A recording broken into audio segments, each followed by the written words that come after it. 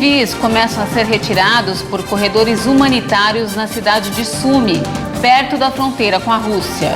O número de pessoas que fugiram da Ucrânia desde o início da invasão russa passa de 2 milhões. E você vai ver também. Moscou ameaça cortar fornecimento de gás da Europa diante da possibilidade de sanções contra as exportações do petróleo russo. Costa leste da Austrália tem sido atingida por grandes enchentes que já deixaram dezenas de mortos. E você vai acompanhar um balanço dos números de vacinados contra a Covid-19 aqui no Brasil. E ainda, brasileiros se oferecem como voluntários para participar do combate na guerra contra a Rússia. É a partir de agora, no Jornal Toda Hora, segunda edição. Olá, boa tarde, seja muito bem-vindo ao Jornal Toda Hora, segunda edição. Estamos ao vivo e agora 1h02 pelo horário de Brasília. E vamos juntos conferir os destaques desta terça-feira. Civis, em sua maioria mulheres, idosos e crianças, começaram a ser retirados por corredores humanitários na cidade de Sumi, perto da fronteira com a Rússia. Ataques aéreos contra a cidade, que é cenário de violentos combates há vários dias, já mataram mais de 20 pessoas. Bombardeios continuam por todo o país, mas um cessar-fogo foi acordado com as tropas russas. Durante a manhã desta terça, dezenas de ônibus saíram de Suma com destino a Lokbistia, 150 quilômetros ao sudoeste. A Rússia anunciou um cessar-fogo para permitir a saída de civis das grandes cidades ucranianas, entre elas a capital Kiev. O presidente ucraniano denunciou promessas não cumpridas dos países ocidentais. Провина на окупантах, але відповідальність. Culpa aos ocupantes, mas a responsabilidade também é daqueles que não conseguiram tomar uma decisão em algum lugar no Ocidente por 13 dias. Nos escritórios, uma decisão óbvia. Daqueles que não conseguiram garantir a segurança dos céus ucranianos dos russos, que não salvaram nossa cidade dos ataques aéreos, das bombas, dos mísseis, apesar do fato de que eles podem.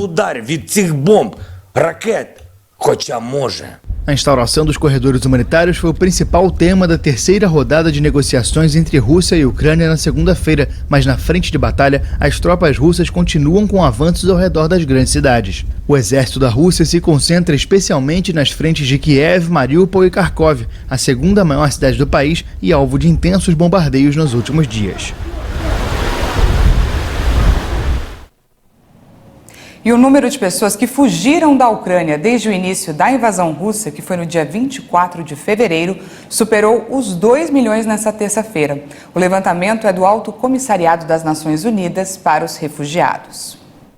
Em apenas 13 dias, mais de 2 milhões de pessoas deixaram a Ucrânia, fugindo da invasão russa ordenada pelo presidente Vladimir Putin. De acordo com o Alto Comissariado das Nações Unidas para os Refugiados, 2.011.312 pessoas saíram do país, mais da metade desse total foi para a Polônia. O Alto Comissário para os Refugiados, Filippo Grandi, visitou Romênia, Moldávia e Polônia, 3 países que fazem fronteira com a Ucrânia, e elogiou a recepção exemplar dos 3 países aos refugiados durante uma entrevista coletiva em Oslo. A guerra dos Balcãs na Bósnia e em Kosovo também provocaram um enorme fluxo de refugiados, entre 2 e 3 milhões, mas em um período de 8 anos. Filippo Grandi também detalhou que este cenário é visto em outras regiões do mundo, mas na Europa é a primeira vez desde a Segunda Guerra Mundial. Depois de várias tentativas que não avançaram, a Rússia prometeu abrir corredores humanitários nesta terça-feira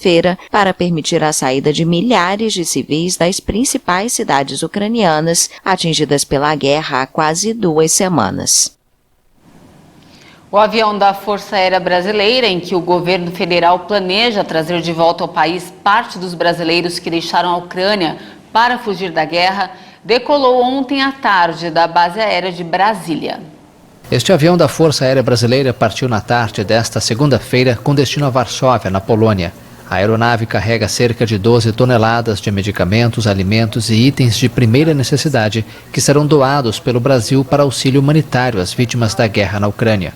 Na data de hoje, uma aeronave KC-390 da Força Aérea Brasileira transportará cerca de 12 toneladas de medicamentos, alimentos e equipamentos de doação humanitária em atendimento à solicitação do governo ucraniano. É neste avião também que o governo planeja trazer de volta ao país parte dos brasileiros que deixaram a Ucrânia para escapar das consequências da invasão militar russa.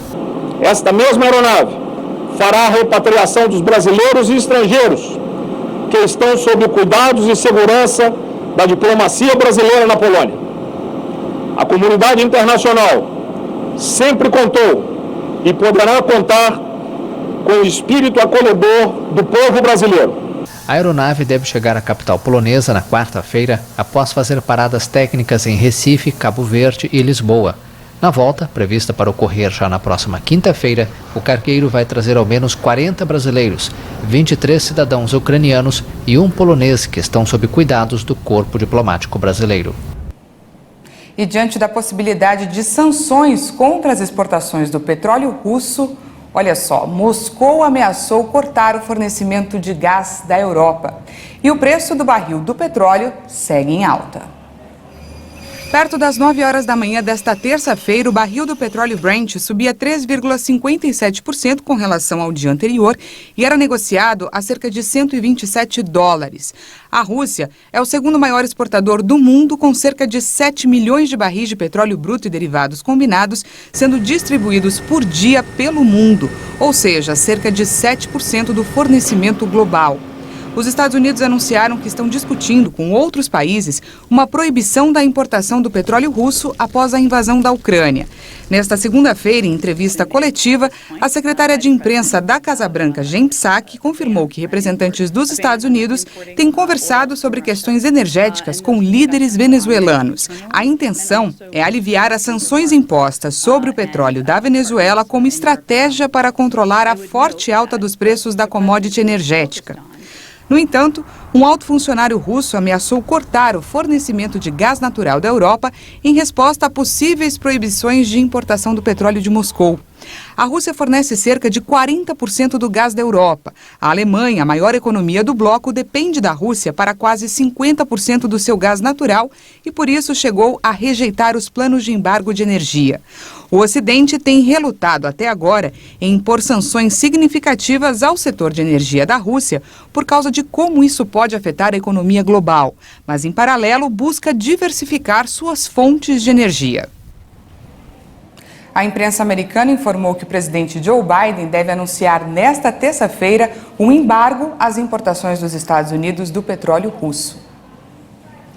E olha só, a gigante britânica do petróleo, a Shell, anunciou nesta terça-feira que planeja sair das operações de petróleo e gás da Rússia de forma gradual e em conformidade com as diretrizes do governo. A iniciativa é uma resposta à invasão da Ucrânia. Em comunicado, a empresa conta que, como primeiro passo, vai interromper todas as compras à vista no mercado de petróleo russo. A empresa também vai fechar seus postos de gasolina e suas atividades de combustível para aviação. A presidência da Shell informou que o objetivo é separar a empresa dos fluxos de energia russo, mas mantendo o fornecimento de energia.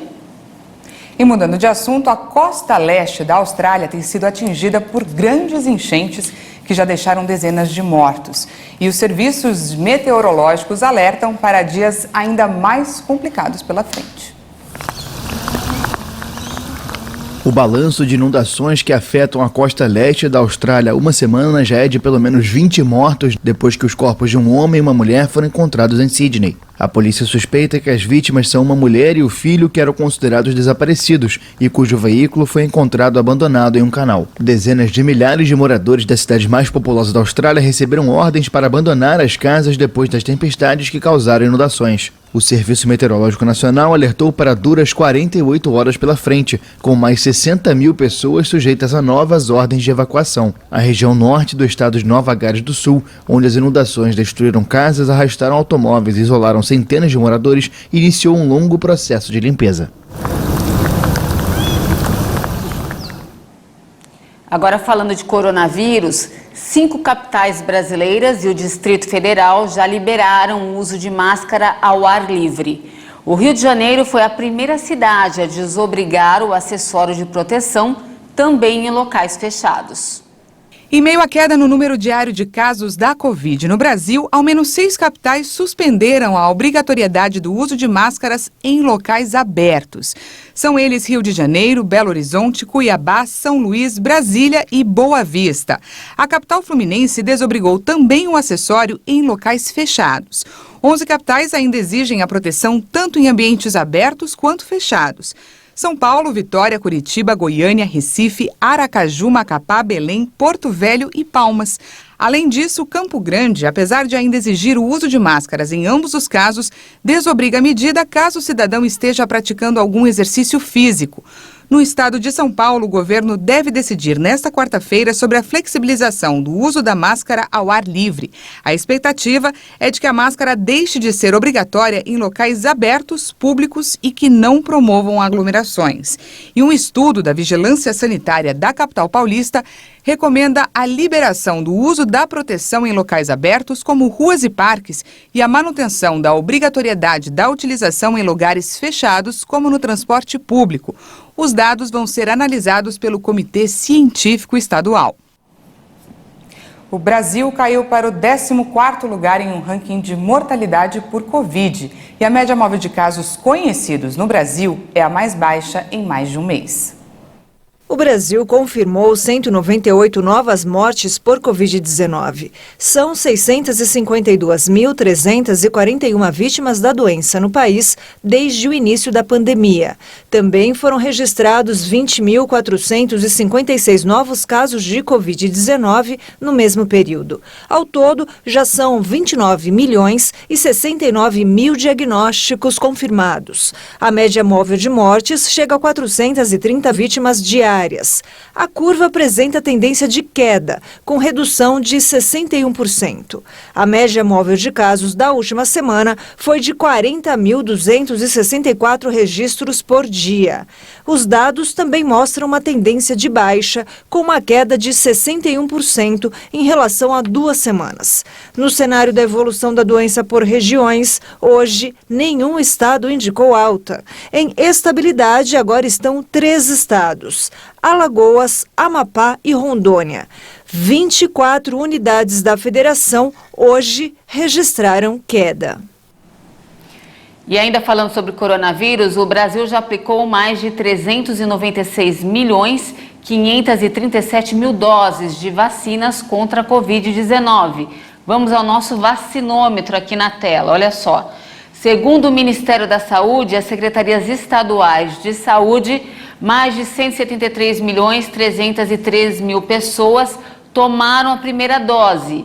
Isso representa 81,24% da população, enquanto 155.930.000 brasileiros tomaram a segunda dose, o que equivale a 73% da população. E a dose de reforço já foi aplicada em 67.303.000 pessoas, cerca de 31,55% dos brasileiros. A população com 5 anos ou mais que está totalmente imunizada é de 78%. E veja a seguir, no Dia Internacional da Mulher, o governo anuncia lançamento de um programa de empreendedorismo feminino. E ainda, jovens que se ofereceram como voluntários para participar do combate na guerra contra a Rússia. É em instantes. Até já!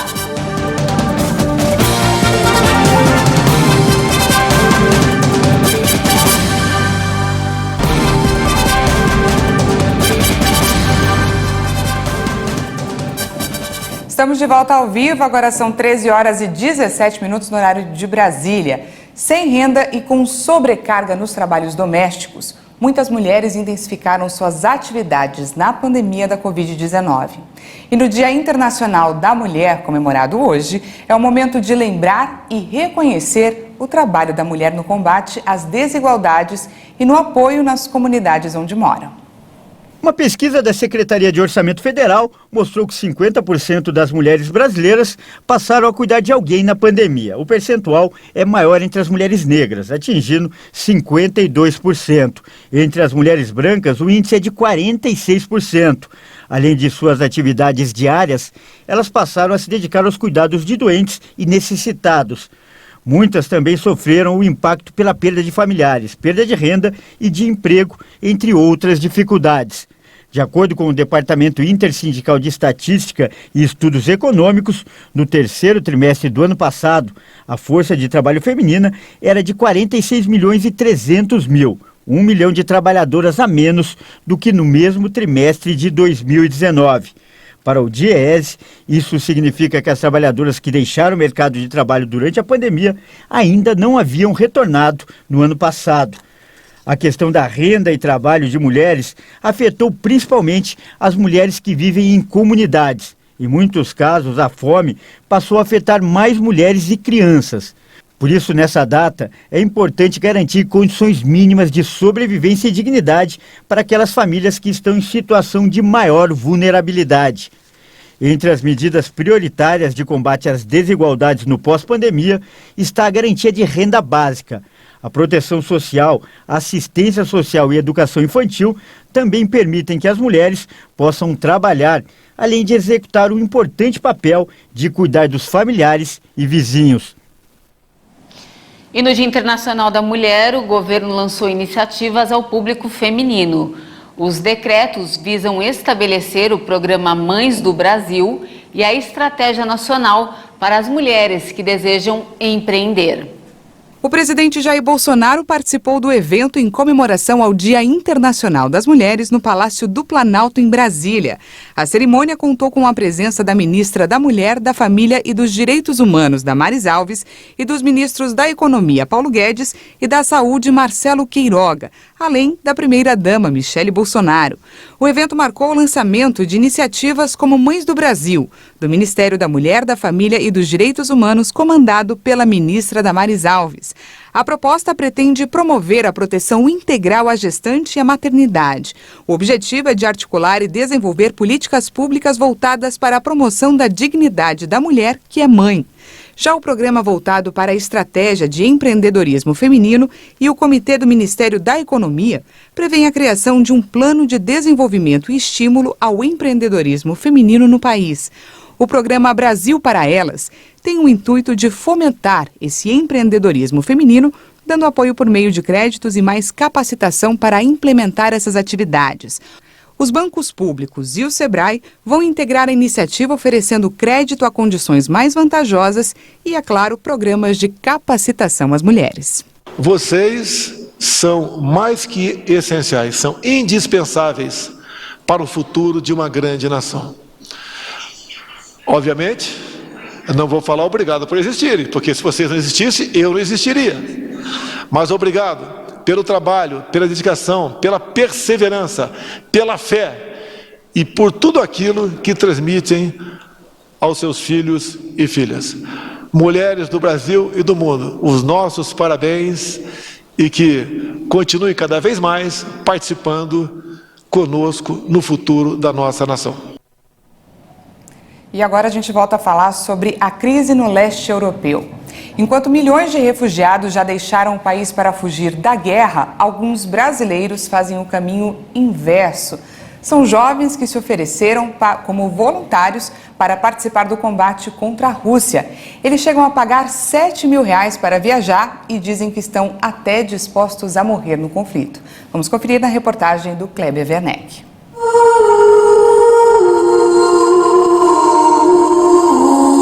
Esse brasileiro está no lugar mais perigoso do mundo atualmente, Kiev, a capital da Ucrânia. E ele não foi por causa de trabalho e nem tem parentes por lá. Foi para a guerra por vontade própria. Ajudando os civis, na verdade, tá? Tem muita gente aqui realmente tentando buscar abrigo. O alarme está soando aqui e a gente está, nesse momento aqui, fazendo esse trabalho de ajudar, inclusive, a evacuar os civis daqui.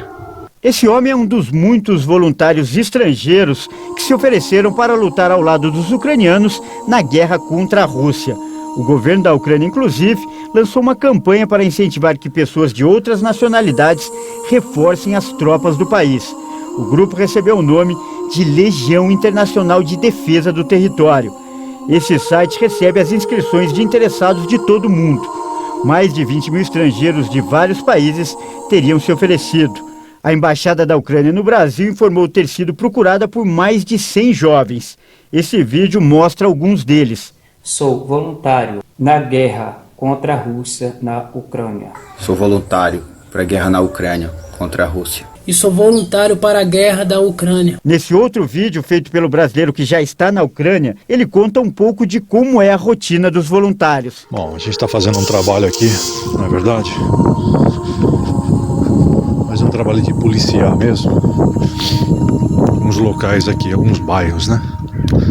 Porque de vez em quando tem alguns pequenos distúrbios. Para ser aceito como voluntário é preciso ter algum tipo de treinamento ou experiência militar. A Embaixada da Ucrânia no Brasil não confirmou se haverá pagamento para os combatentes, mas é certo que eles terão que custear as despesas de viagem. E uma passagem aérea do Brasil para o leste europeu custa em média R$7 mil. Mesmo assim, tem gente que está disposta a fazer esse investimento para lutar. Essa empresária de São Paulo resolveu fazer um grupo para buscar ajuda financeira e tirar passaportes para os candidatos a voluntários. Ela disse que já reuniu 159 interessados, a maioria ex-militares. Eu entendo que talvez para muitas pessoas não faz sentido. Eu sou militar, você quer combater a guerra e tal, mas a pessoa nasceu com a vontade de ser militar. É a profissão dele. O Fábio é um desses candidatos. Ele tem 43 anos e trabalhou durante muito tempo com segurança privada. Acredita que pode ajudar o exército ucraniano. O segurança conta que conseguiu arrecadar com amigos 60% do valor necessário para a viagem e agora aguarda a emissão do passaporte. Os parentes não concordam comigo, com a minha ideia, falam diversas coisas que não vem ao caso agora, né, a respeito da minha vontade de ir lá lutar e ajudar o povo, né, a lutar para ajudar o povo. E com essa ajuda dos meus amigos e de outras pessoas aí, eu consegui arrecadar o valor total para ir como turista, 60% desse valor total aí. E nem as notícias e imagens aterrorizantes que chegam da Ucrânia fazem ele desistir. O Fábio afirma que, se for preciso, morrerá ao lado dos ucranianos. O meu próximo aqui, do meu lado, é o mesmo próximo que está lá precisando. Então, se for necessário perder a vida tentando ajudar o próximo lá que está precisando, eu estou disposto sim. E antes de encerrar essa edição, mais uma homenagem no Dia Internacional da Mulher. Para representar todas nós, temos a imagem da Maria de Lourdes da Conceição Alves, mais conhecida como Cacique Pequena. Ela foi a primeira mulher a se tornar cacique aqui no Brasil. Nomeada para um lugar tradicionalmente ocupado por homens, Pequena rompeu paradigmas ao ser escolhida em 1995 para guiar os caminhos de uma tribo na região metropolitana de Fortaleza. Com quase 77 anos de idade, 27 são dedicados ao comando e à orientação da comunidade. Uma de suas principais conquistas foi a demarcação de terra para o seu povo. Cacique Pequena também lutou por outras melhorias, como o fornecimento de energia elétrica e a construção de uma escola na tribo. Parabéns a ela e a todas as mulheres do nosso país, né, Dani? Fica aqui a nossa homenagem, um feliz dia para todas as mulheres. É isso aí, muito obrigada pela companhia, um ótimo dia para você e até mais. E não se esqueça que daqui a pouquinho Juliana Dariva chega com mais informações. Uma boa tarde e até amanhã.